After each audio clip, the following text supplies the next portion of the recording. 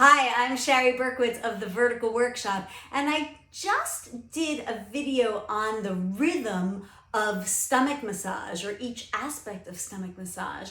And I thought, let's do a little bit on part of the precision of something that I see very often with my clients who are primarily teachers. So then I know that this might be getting missed when teaching clients, non-teacher clients. So when we do stomach massage, we press the carriage out as long in your legs as you can keep your heels together. So if you have valgus knees, you won't get to straight legs.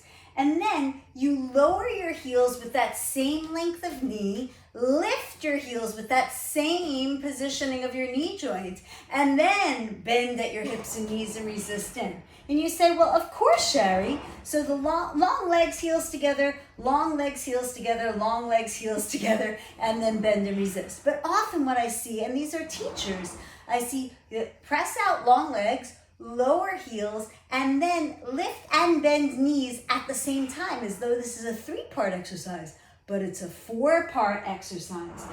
Out with long legs, lower with long legs, and then it's not bend and lift heels at the same time.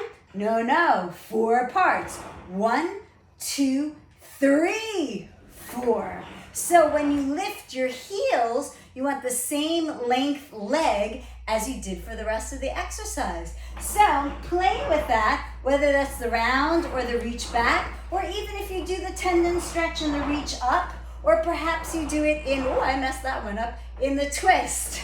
So play with making sure, are you and your clients lifting heels and bending knees at the same time, which makes the exercise a lot easier than lifting heels and keeping the same length leg or the same position of the knee joint as it was before. Play with it and see what you find out. Let me know.